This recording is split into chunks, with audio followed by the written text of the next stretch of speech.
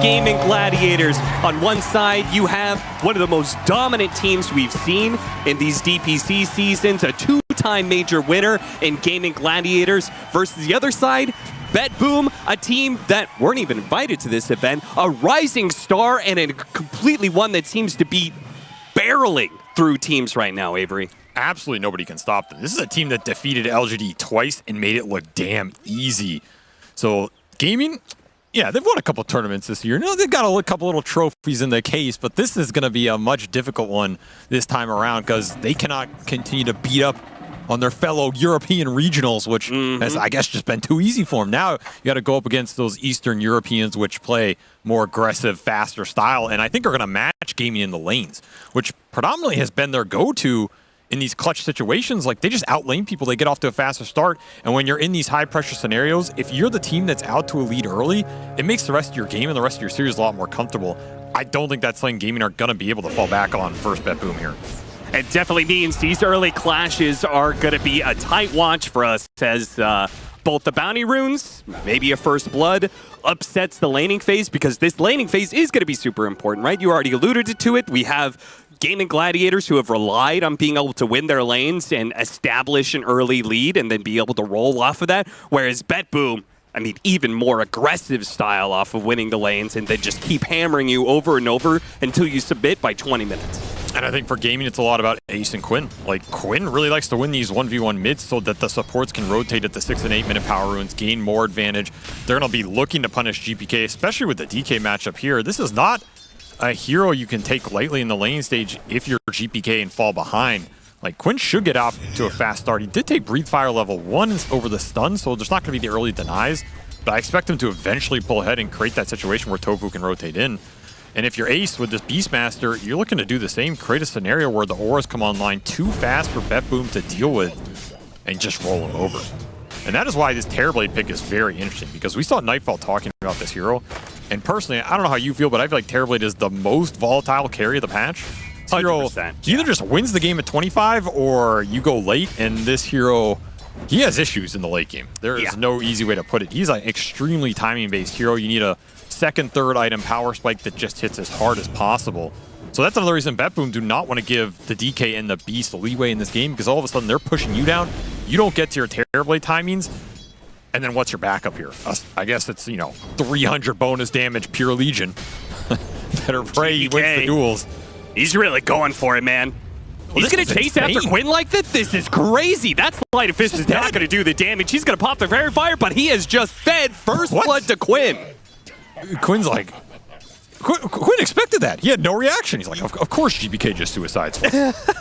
It's the pressure of the grand finals already eating up at the man. I guess so. I mean, that is a big kill to give away to Quinn when I think GPK was doing a pretty decent on the lane. Yeah, 100%. I mean, it was clear that he was trying to set up a kill for Quinn. I just didn't imagine that was the time to pull the trigger. That was definitely not. I mean, he pulled the trigger and shot himself. Either way, Quinn's very happy about that because now he is very far ahead in the XP, and this is definitely going to be a pressure point for Gaimin. That is a big slip up by GPK. I mean, I can't even believe he's still challenging Quinn like this. I mean, haven't you already lost your timing? You've got level 2 Dragon's Blood. I mean, this is just another Sunday for GPK. Another game where his lane got griefed. Yeah. He's used to it every pub. Here, it's on him, but it's not going to stop him from, I'm sure, holding somebody else responsible. His lane. I mean, that's where you throw out, my keyboard was lagging, boys. So yeah.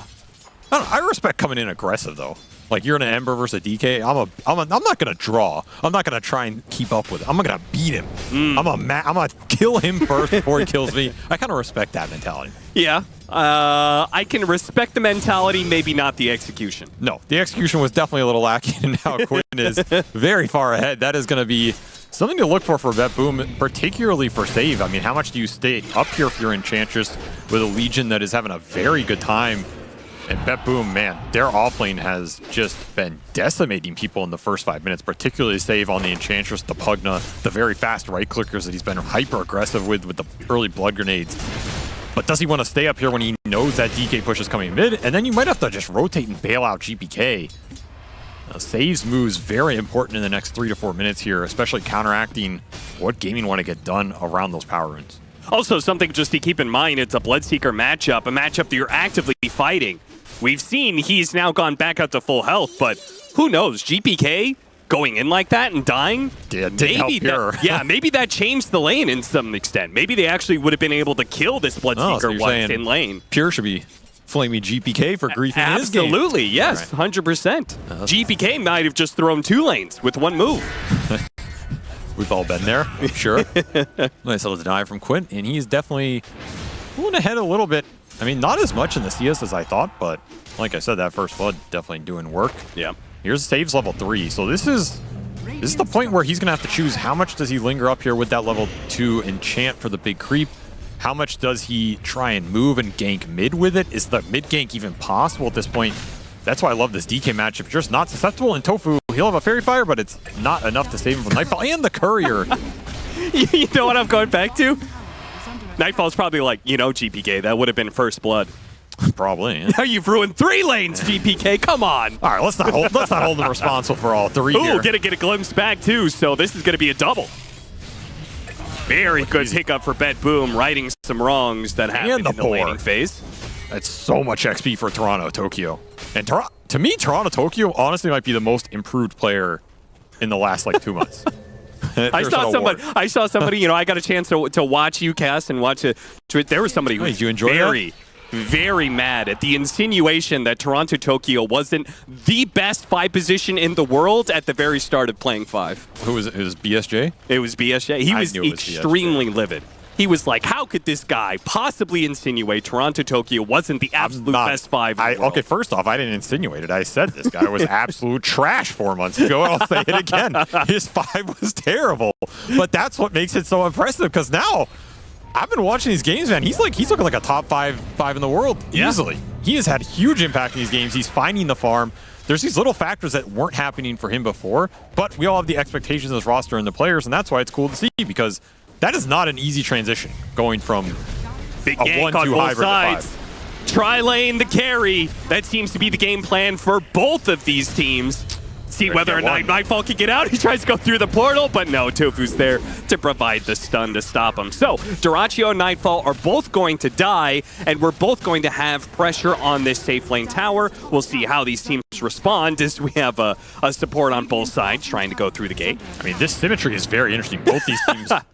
Oh, that's a nice little glimpse. Push them all the way back. Again. Yeah. I mean, both these teams really like this move, where they bring both supports to safe lane, kick the carry out around that 6 to 7 minute. That kind of co-aligns with the Wisdom Runes if you can get something else on the map. Yep. The issue for BetBoom here is what is happening mid, which is symmetry right now is not in your favor because you don't have a mid lane that can actually stand there. And so Gaimin are super happy with any of these types of trades. Dude, this is crazy. What Quinn was doing there, we're gonna watch Pure probably get run down, no support around him, so he's gonna die, but can't blame GPK for that one. Quinn had an opportunity, right? He could have tanked the tower for his siege wagon, but instead he chased after GPK and went for the denies to try and keep him from getting level 6. I mean, you can see his priority here. He just wants to ruin the Embers game, and I don't blame him. The levels are really lacking here for BetBoom. You kill their tempo creator mid on the Ember. I mean, who do they have to fall back on? One upside is that BetBoom saved that tier 1 bottom off the beast push, and Nightfall got back in lane. So they at least won that tier 1 trade, which is a good sign for them. You're slowing down the DK and the Beastmaster momentum, especially in the objectives department. That'll buy some space and some time for GPK to maybe get a rune, maybe make some play elsewhere. But the net worth is already a little up to a K here for Gaimin, and then I go back to Save.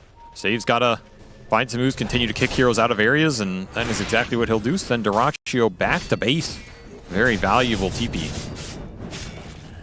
8-minute power rune coming up. And interesting enough that it's Gaimin Gladiators who are set up for it, but GPK doesn't even try and go for the test. Does the DK illusion bug still happen where you can ult after the illusion? No, it doesn't. So he opted not to ult before the illusions. Shame. Maybe he thought the bug was still there.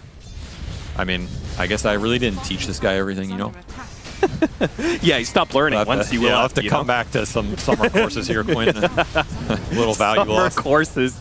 A remedial Dota school. Everybody could use a little bit. He will get the tower no matter what, though, and Nightfall looking for the trade. This is aggressive Terrorblade gameplay, trying to abuse the early Enchanter strength, and I think Gaimin just weren't ready for this push, honestly. Like, where the hell did this come from? Even the Cobalt joins. lends a hand. They're going to almost get this tower, but they won't get it. Feels a little bad because I don't know if they're going to be in a position where they can convert on that tier 1 later. That might have been your window to get it. GPK continues to suffer in this matchup. Where's the help? Where's the rune? Where's the recovery? Where's the Midas? That's true. Where's the Midas? You think he's going to go Midas? No, but Quinn is. He's almost got his 100 gold away. So that may be another reason why he is so aggressively playing against GPK, because Quinn's also just playing for his own game. He's going to stick it out in this mid lane. He's not actually rotating to the side lanes to try and take those towers. He's just playing to get his fast hand of Midas, and he wants to scale. I like it. I think when you have this advantageous matchup, you're so far ahead of the Ember, this Midas is just going to guarantee you hit every item ahead of him and continue to punish him in the fights. I think that's a position you want to be in, especially with Dragon Knight, who was picked kind of in the middle of the draft, and in theory, BetBoom, like, they have some heroes that can punch through him later. You want to be as strong as possible. You want to be bringing up the scale. This is also just how Gaimin like to play. They want a really strong 1 and 2, so the auras on Ace, when they come in as hard as possible.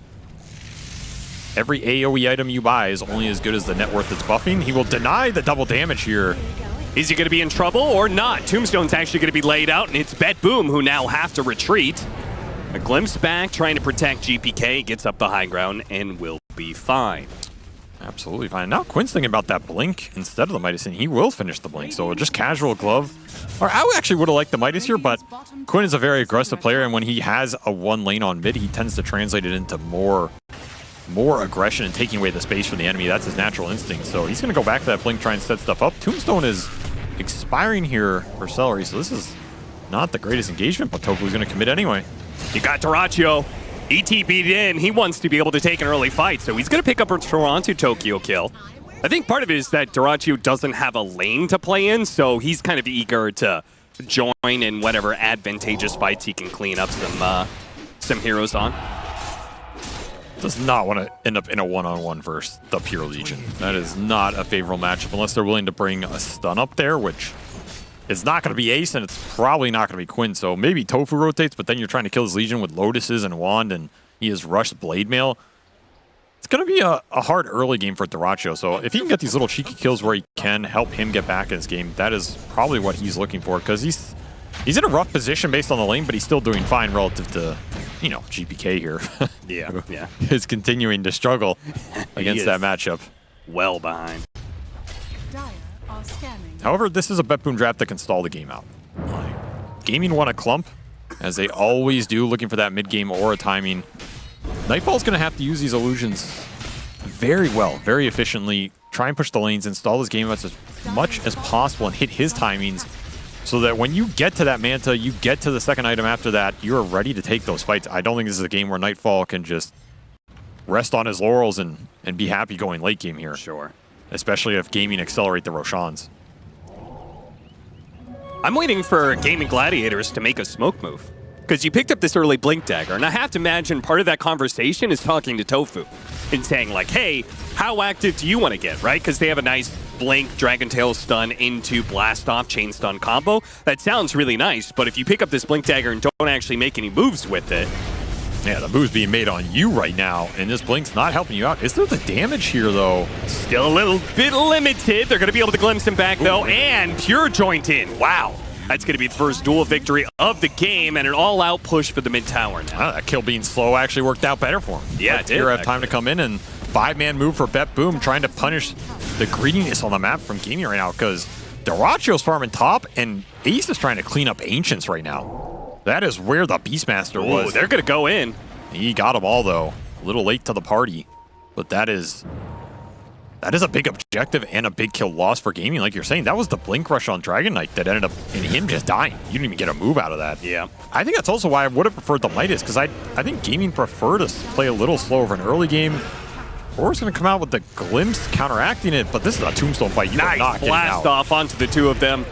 They're probably both dead anyway, but tOfu does collect both the kills, so an early Pavis for him. Nightfall got bottom tower with an illusion. Well, that's actually super nice for him. I'm talking about him being efficient with the illusions. That is about as efficient you can get on 0 mana here, following up that fight. So 2 tier 1s out of that single gank for BetBoom. Pretty nice. Going to slow down the momentum because Ace was getting gigantic, man. He gets farm priority in this team for a reason. And that is going to be a very fast Vanguard Ags Arcane Boots for the Beastmaster. That's going to be tough. There's not a lot to poke with this BetBoom lineup. You're going to have to get in close and fight that Beastmaster head on, especially with the Ember and the Legion. Maybe Nightfall can skirt on the outside a little bit, but this should be a very good Ags Beastmaster game. Downside is you don't have like a fast Helm of the Overlord to try and force the objectives of your Dragon Knight, but this will help him farm faster and scale better in the late game. Yeah. I'm kind of looking at Pure and his build-up late mail into Blink Dagger. And one thing, they really, really liked the last pick, Legion Commander. I don't know how you felt about it, but the Dispel, the hard Dispel, super good in this game. I do wonder, though, if Pure is going to have a bit of identity crisis. How much of this game is he going to be starting fights, and how much is he going to be Blink responding to Gaimin Gladiators opening a fight? Well, you know, if that hard Dispel is that good, maybe it's better to wait for a Primal Roar or something. I thought you were saying he has an identity crisis because it's usually GPK that builds the Blade Mail. Nah, man, it's also true. I thought he was building one, actually. I'm like, wouldn't even surprise me. He had that Blade Mail Radiance build on Ember. Yeah. Twice. But I think this game, there is no way Pure is starting a 5-on-5 with a Blink and duel. That just sounds horrific. I think you're getting turned around on techies. You're setting up a Blood Rite. The Tombstone heal gets dropped. I think in this type of game, you're looking for the pickoffs with the Legion Blink, and then you're going to translate that into the team fight where you can play off the save. Okay. That sounds like the most comfortable position to me, unless they're just at an overwhelming point where Pure is like a god and he's just going to smack some kids down. Okay, then you go in. But until then, you got to play it safe. You got to respect the AoE counter initiation that Gaimin have and the sustain. Drums and that slow rip already online. This smoke move, so close to being popped by the Ember Spirit, so close to running into heroes of BetBoom, but never quite there. Did feel a little indecisive, though. Yes, it was. Which is abnormal for Gaimin. Usually they know exactly where they want to go and what they want to do for it, and even if they don't hit a hero, they end up at a tower or end up at Roshan or with really deep wards. So they get one ward on Dire Triangle, but that did feel a little disjointed in terms of the timings, and now you're going to get that duel. Oh, glimpse back after the duel. That's very awkward. They did not plan that one out very well, but it's going to work out anyway. Double kill going the way of BetBoom. Even if they don't get that duel victory, Save is going to be caught here, but is he caught? Yeah, or is he just stalling out Gaimin Gladiators for the rest of them to join in? BetBoom are going to be able to get a glimpse off of that one, and it goes from Save dying. Save still dies, but they get Seleri, and maybe they'll even catch Ace as well. Ace is kind of in at this point in time. He's going to make use of the drums to be able to kill the Disruptor. They still have that meta going, but boy, Ace is... He's really strong right here. Yeah, he is tough to fight. They do have the Sunder. That's both why teams gonna respect it. Yeah. But we are seeing that Beastmaster net worth be a threat. Nightfall doesn't want any of that right now, and I think BetBoom, they're definitely happy with that. Like, they get the dual damage to get another big Dragon Knight kill. Wish you could get that rune, but it has been covered very well here. GPK thankful he gets out alive. You're gonna have to keep this Disruptor up. Like, he's a big part of your lineup. These chase down kills are going to be a huge factor. That's why Ace just targets him. He knows once the Disruptor's out, the control is gone. And that was a 0 heal Enchantress that took them a long time to punch through.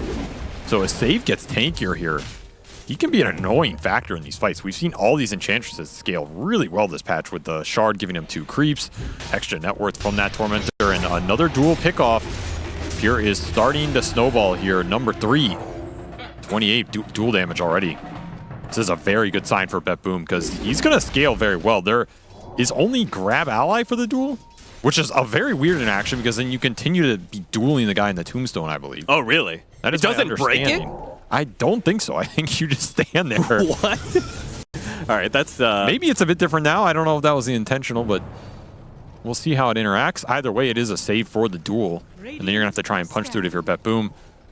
But otherwise, there's nothing to protect these random solo pickoffs here. Sure. Maybe that's why tOfu going for the Pavis. We're going to see some other defensive utility items.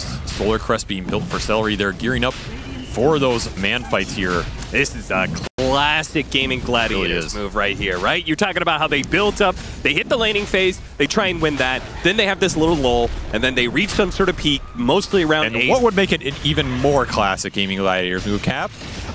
Maybe DyrachYO getting picked off while they did Roshan? That sounds pretty up there for me. Back to the action as Quinn did go back for the Midas here, and yeah, that's a pretty easy 3-man Rosh. Decently fast, didn't cost him too much on the map. except, you know, the given DyrachYO death, which I think they expected here, completely unphases them. That's like a toll. In order to get into the Roshan exactly. pit, you need to be able to leave DyrachYO to die somewhere on the map. It's a sacrifice, a noble one. Only death number 2. He's pushing towards that BKB. They might get a tier 2 off this, though. Been a very active objective game from Nightfall. He will claim that tier 2 bottom. A lot of gold first team and a lot of space to operate. Opening up that Tormentor, opening up the Wisdom Rune. This is not the easiest kill to get. Nope. And Ace is charging forward. I mean, he's got the damn Aegis, so that is why. I didn't even realize that. They really didn't want to give it to... I guess the other option is DK. That's pretty bad, too. It's a pretty bad one. Yeah, I think I'd rather give it to the Beast here, too. He can just go in and play super aggressive with the early Ags and the Roar. He has Crimson already. I mean, he is their carry. He is given #1 farm priority. We sure this guy switched to 3? I feel like He's just kind of a carry. Yeah, I think he's still playing carry. Guys, yeah. He just switched his hero pool. No one gave him the memo. Either way, 56 dual damage for Pure. He almost caught the Undying again. You know, with how the lanes have kind of evened out a lot in the positions between 3 and 1, that would make a lot of sense. Gaimin Gladiators actually being able to do so well, so consistently. They just have this one up, which is the fact that you think DyrachYO is the carry, but he's the one creating space around the map, getting picked off all over the place, and it's actually Ace who's the real hidden secret carry. What do you mean hidden? Wow. Ace is the carry. I mean, on Wikipedia, he's listed as the 3. Cap, it's kind of undercover. Who was the last Dota team that won a major where their offlaner wasn't the carry? Radiant's middle tower is under attack. Let me think about that. Yeah, keep thinking about it, because you got to go back a long way at this point. BetBoom, thankfully that tier 2 got opened up by Nightfall, and they will reap the reward, get a little Tormentor steal here out of Gaimin as their smoke will land on nothing. That's a nice little move. Boost them up to a 2K advantage. I mean, Gaimin, they're getting what they want in terms of the tempo and their timings. But BetBoom are doing a damn nice job splitting the map, finding those big Bloodseeker pickoffs and the Tormentor steal. Team Spirit? Think Collapse isn't the carry of that. I think Toro would have issue with that. Team Spirit. It's probably Team Spirit. But Arlene. you are alluding to the fact that last year was OG, right? Exactly. OG with Amar kind of solidified that landscape, and Gaimin said, you know what? Our logo looks pretty similar. We'll do the same thing. I like these little things like this, Seleri. Just making sure that the creep wave doesn't get pushed out anywhere, pulls it. And I like how this blood grenade meta has developed. Yeah? I know what you're laughing at. I'm not gonna bring it up, production. Okay. I'm not gonna bring it up. We all know what's missing, but I'm not gonna bring it up. I just think it's interesting that I feel like I watched Solo spam by these grenades for entire games. Yeah. And now it's become way more staple that just every 5 has these blood grenades, even into the 20, 30-minute mark. I mean, Seleri still got 3 on him, right?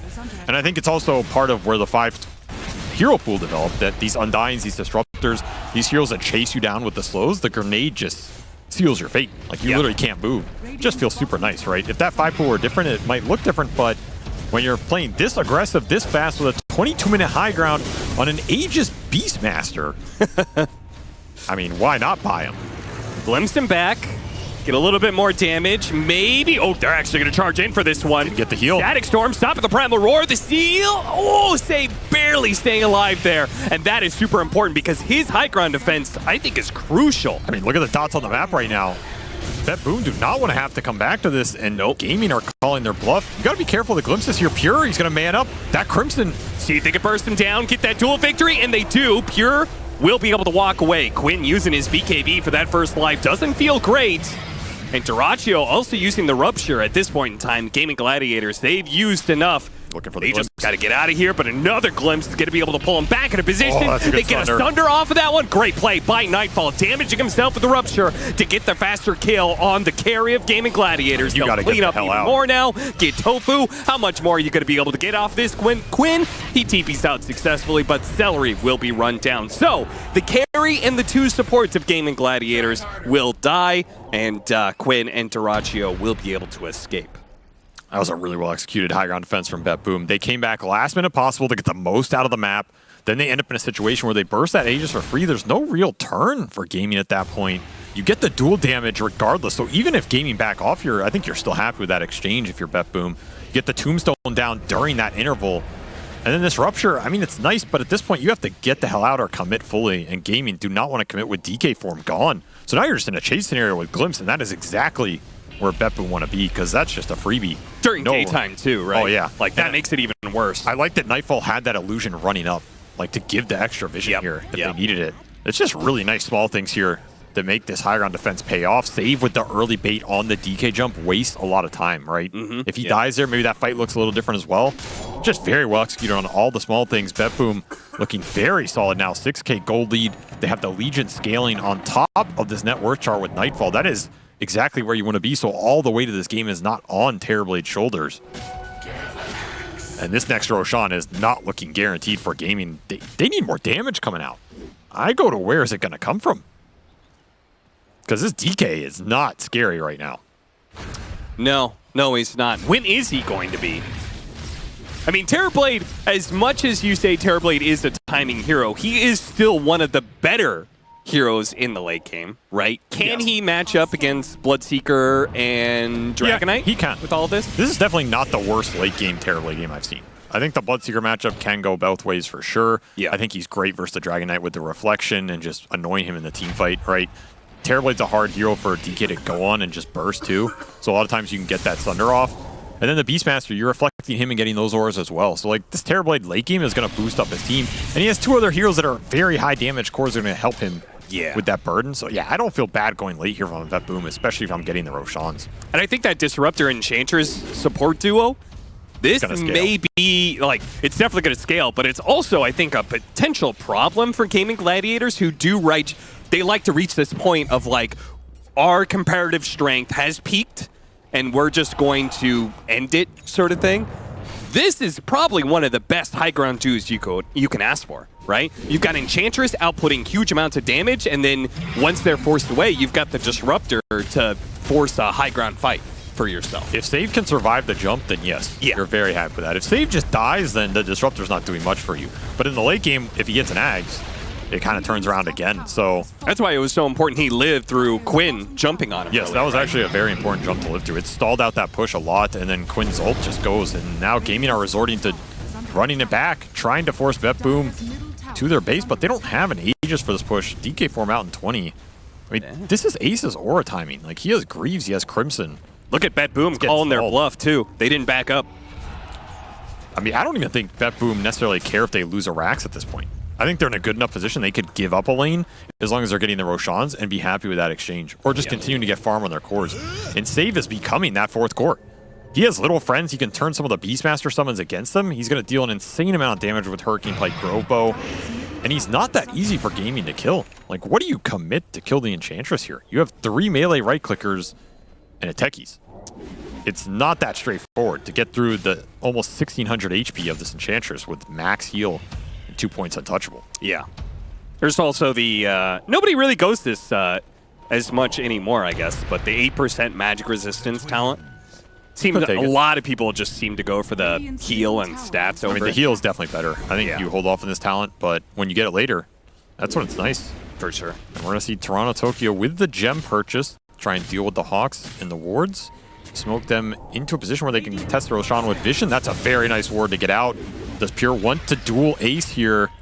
That's a hard kill to go for. There's Grab Ally behind him. They are going to go for it. It's very far, though. They're putting the damage out. They throw it out, but it's too late. Seleri could not get him inside the Tombstone in time. The Tombstone's already dead, and now everyone's just trying to get out from Gaimin Gladiators, but they are being actively chased down. The glimpse goes on to Seleri, so it looks like everybody else from Gaimin Gladiators should be able to get away. The bonus for Gaimin Gladiators there is that Roshan is not actually up. It could have been up, and BetBoom would love for it to be up right now. Just go straight to the pit, take it, boom. You are really, really far ahead, but unfortunately... It's a long timer. Yeah, we got still another minute to go, plus that's plenty of time for Gaimin Gladiators to get back into form and defend that.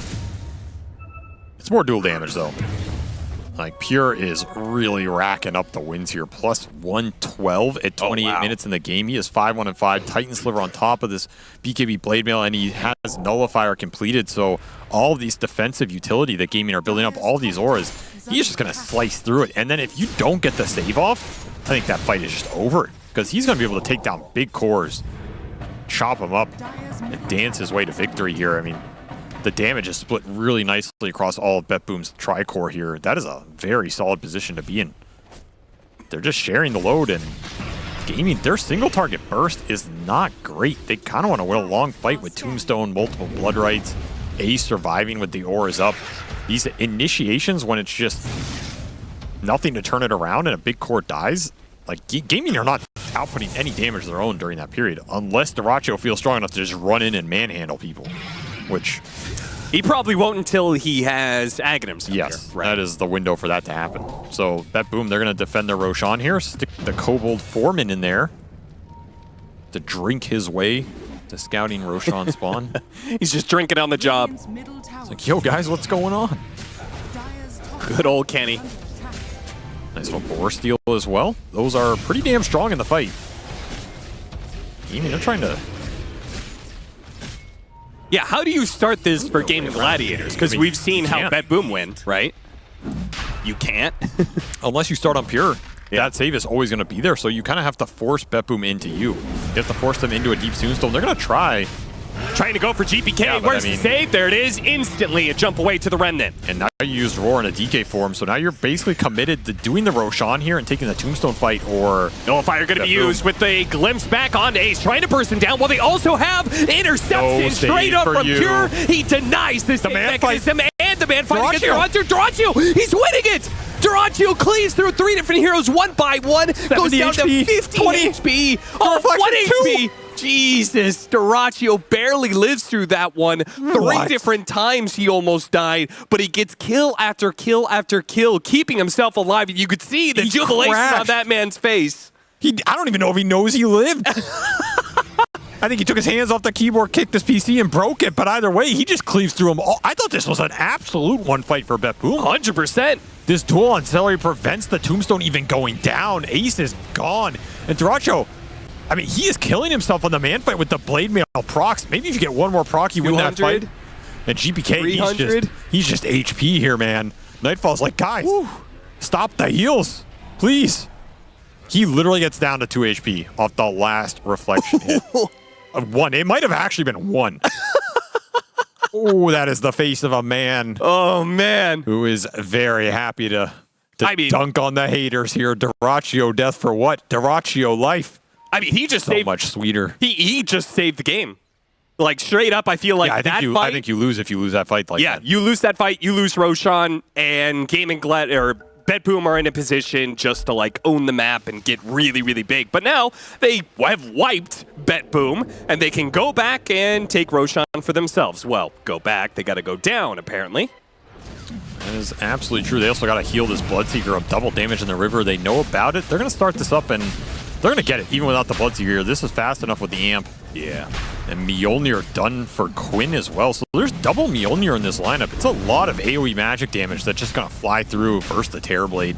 It's also a lot that if you go in with Pure and you throw that Mjolnir on somebody, it's like guaranteed procs here. Interesting itemization coming out from Gaimin, also going to help them split the lanes and deal with the TB illusions on the map. Their itemization paid off. It paid off just enough for that fight. And that is an Aegis for Quinn, who is suddenly a damage threat with the route he's taken here. BetBoom caught off guard. I think we were all caught off guard. Oh, yeah. Not expect DyrachYO to have that level of impact, but... I mean, we were so focused on him, I didn't really see how the fight happened between the Terrorblade and the Dragonite, right? Because the Terrorblade was throwing all that damage after DyrachYO, but then we were focused on DyrachYO, and somehow the Terrorblade dies. I don't know of how much of that was the Dragonite matchup. Is he getting to a point that he can actually mano-a-mano take on the Terrorblade? I mean, Quinn was just fighting him the whole time, but it's very slow. And I think he's still at Sunder option. I don't think Nightfall is going to die too fast in these fights. It's pretty impossible for Gaimin to start on him, but he also was not doing enough damage to finish off DyrachYO in the heals, and that's in theory only going to get better if he completes this Ags and you have Blood Mist going too. Like, the burst situation becomes very severe, and then what happens in that man fight? Like, you go in with Pure, you try and duel this Bloodseeker, or maybe just man fight him. That is a very scary situation. You did get dual win off of that Undying kill. So Pure's up to plus 150. This is a lot of bonus damage. But that Ags comes through and double damage sitting in the bottle. I'm pretty sure DyrachYO is very confident just running in. Dota has turned into such a weird game. You know, I was talking about how like 3K used to be like the max amount of HP you would see on a hero. Nowadays, it's like 5K. 3K is nothing. That's like what a support has late I'd say game. 6K. 6K is impressive. I'm looking at this Legion Commander damage, and I'm like, level 18, you only have like 300 plus damage? It was like Void Spirit had that last patch. No problem. That's true. I mean, at this point, Legion is just the universal hero. That he's barely keeping up with Universal Heroes, yeah. He is pretty squishy, actually. Like, now you mentioned the HP numbers. It's only 2,100 HP for Pure. Yeah. Which, I mean, he got shredded not pretty a lot, quickly by yeah. DyrachYO. So he kind of has to win these fights quickly, and then he's probably just stuck in there. He will probably die. It's just, will you win the fight? So he has to pick his targets carefully. I mean, we saw there, right? He wants Seleri to remove this Tombstone. I can't blame him for that go, but then it does open up some space for the cores that don't have to deal with that. And I don't know how scary Pure is post-duel. Like, do they care about this Legion being there, just right-clicking people slowly? Maybe they do, maybe they don't. Maybe it's dependent on how many defensive ores they can continue to put up here. But Strength Blink done for Quinn, that's going to push him almost to 4K. It's going to help his damage output a lot more. If Gaming get to the point where the DK is one of their larger damage threats, I think the fights become way easier. Because the Quinn can just go in. You don't want to duel him. The Terribly doesn't want to really sit there and hit him. Becomes very awkward. If you get an Ags off Roche and you get Black Dragon on top of it, then you're in position to just close this game out off the DK alone. So 2 minutes left on this Aegis. How much do Gaming want to push it? Remember, this high ground push for them did not work well the first time around. You have to think about the Enchantress poking you from the high ground. You have to think about the Glimpse plays if your DK form runs out, which it's like 5 seconds left. Yeah, Save, he puts out some serious damage, and you got to respect that. The Glimpse back after the push away from the Hurricane Pike. Yeah, they're going to try and keep him here. Put him in an awkward spot where you have to choose to commit. Oh, he's going to choose to go in. Trying to use that Aegis. GPK gets off the BKB, and he's good. And that first life. Oh, there's the Tombstone. Yeah, you got to sit there, brother. There. Oh, that is terrible. What a horrible interaction for Pure. It is one of the worst in the game. That is why you have to duel this Undying, because that is 38 damage to Quinn. I mean, he won that. He's still not dead. He gets put in again. Okay. What do you do? I don't know if Pure knew about that interaction, but now he knows. Oh, Hurricane Pike goes up after the Primal Roar. A little bit awkward, and Quinn, is he going to lose it? This is weird. You do not want to lose Aegis inside BetBoom's base, especially with Glimpse online. Dragon form, and he goes for it. They have the burst. Balance out. He's going to pop the Banter, turn around, gets off the Sunder onto the support. Okay, now he can fight a little bit, but he's got to be careful. There's too much damage from the Gaimin Gladiators side. He's got to be able to kite this backwards. There's so much raining in off these double Mjolnirs. Quinn, he does not want to stop for it a second time. This time around, he jumps in on save and managed to finish the job. And still 40 seconds left on this Aegis. You don't have Legion for 20. Your meta is running out here. I mean, what is the game plan for BetBoom? You're just going to have to give up buildings and hope Gaming don't go for more. But what is stopping right now? They have ult advantage. They have spell advantage. They have hero advantage. Some extra dual damage on top. It's going to be a save buyback. You need a glimpse. You need a glimpse here. Do they want a glimpse, though? I mean, yeah, I don't know if you have a choice. Might turn around and fight you. If you get Tombstone down, I think you're in a decent position. Okay. Tombstone now out. Slight change. That's free duel. Free duel for Pure. That is a free duel potentially. Oh, he got off the cheese. He heals up, and now they're going back in. He's going to be able to win that duel. Oh, what a disaster. DyrachYO, he's going to be able to back away. Quinn does end up dying post-Aegis, so he does fall out here, and they need to be able to save this Terror Blade. He's able to get back out, but save. He just puts out too much damage right now. They ignored him for too long in the fight. Seleri will try and finish the job. One last punch. Takes him down to the grave. Join me, brother. We'll both die. We'll both head to Valhalla. The fist of Thanos comes down and just crunches his skull here. Seleri with just one final snap. Oh, what a man fight. They are very, very lucky they got Quinn there with that Aegis timing out at the right point. I mean, that was a sick bait by DyrachYO with the cheese. Forces Pure into a very awkward situation. But you got to feel for him, because this is the green light. The Tombstone's down. He's like, aha, I have a free duel. But no, they had a cheese, and now you are equally screwed. I think that is another duel win, and is indeed for DyrachYO. Quinn will die to the Reflection melee form Dragon Knight. That isn't just embarrassing, honestly. I feel bad for the man, but you die to yourself. I feel like that's respectable, but not in some way. Form. And I guess Save not too happy about that, as it is his dieback, but maybe better that he diebacks here instead of a later situation where the long timer really hurts. Yeah, that's actually a good point. So maybe not too sad about that. As Nightfall, he's still sitting on top, but those other two cores, they are starting to fall behind as these fights become expensive. And the dual damage, man, the dual damage is not going your way. That is 38 for Quinn and 38 for DyrachYO. You're going to bump it up with this talent. You better be wary of who you're giving it to, because suddenly you're almost giving free demon edges pluses away, you know? Yeah. And these are not the heroes you want to be giving 40 free damage to. They are very pumped up with the attack speed aura from Beast, the double Mjolnir. These are not slow attack speed cores. It is very high value. Silver Edge completed for Nightfall. That is another big deal if you can break the DK, break the Bloodseeker. Especially that Thirst. It is a huge impact item.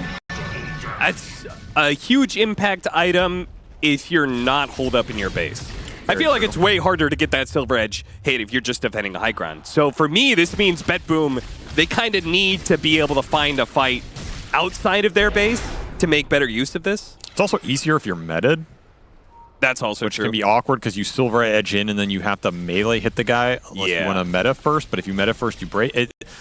So Nightfall might want to meta early when they are smoking in just to be able to get that range break hit off.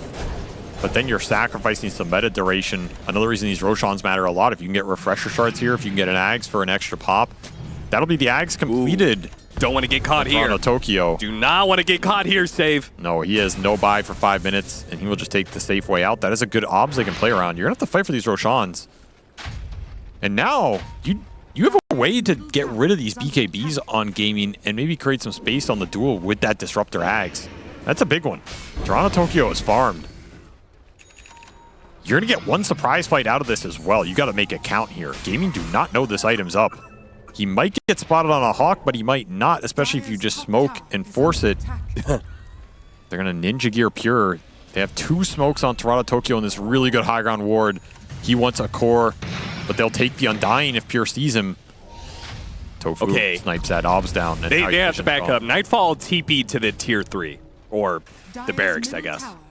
I think the plan was for him to TP onto the outpost. Didn't feel confident. But He's yeah. Also very close to Satanic, but doesn't have it and doesn't have buyback either. So Nightfall, he's all in. He needs 200 more for the Claymore.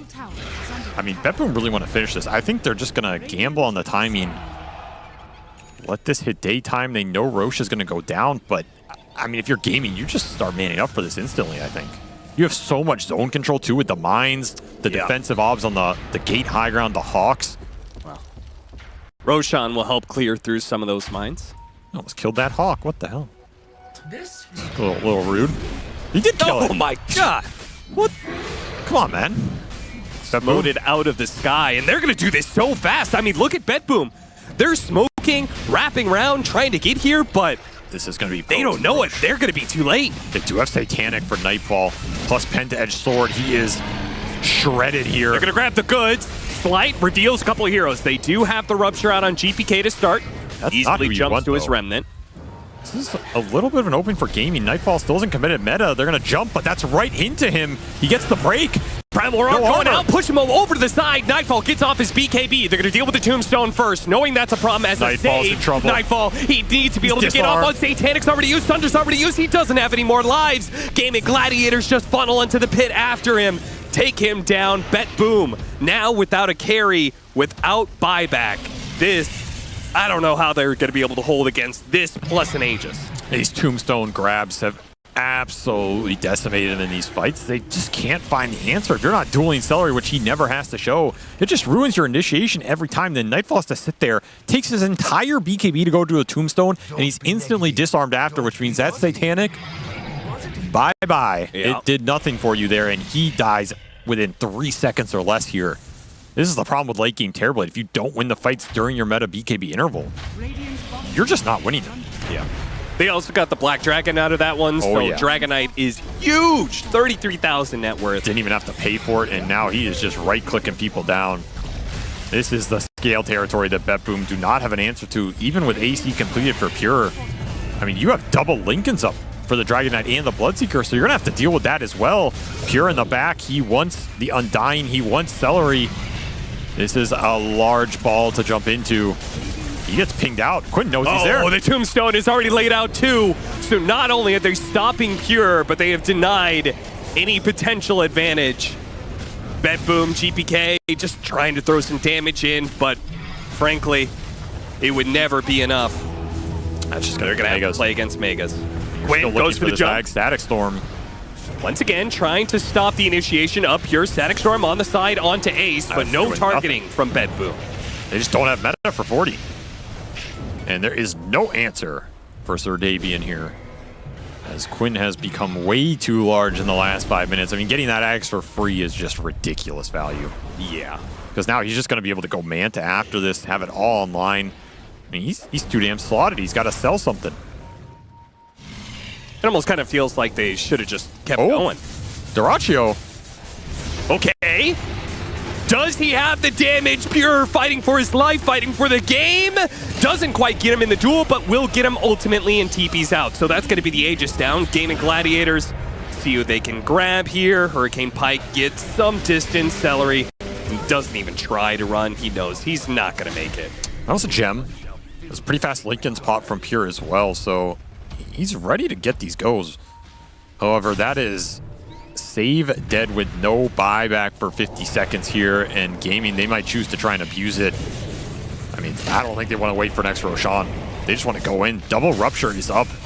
So DyrachYO, he's just going to be throwing these out. You can preemptively drop that Tombstone. Duel up in 5, meta up for Nightfall. You're going to have to make something happen with this duel. Find a big target, throw that Static Storm on top.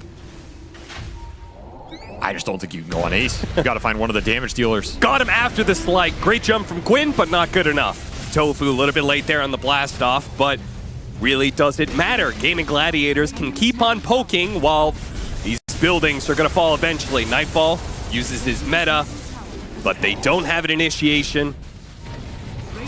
Clear this Tombstone out for Pure. Got him again, this time with the silence. Open. So GPK does die. No buyback there. And now Nightfall. I mean, he's going to sunder TORONTOTOKYO, giving him a little bit of extra staying power in this fight. They managed to get the duel out onto DyrachYO. The damage, it is coming in. Save. That's a winner. He is beginning to output a little bit here, but Pure is still going to be caught up in it. The buyback of DyrachYO. Yeah, he's going to join his team to force the GG call. Gaimin Gladiators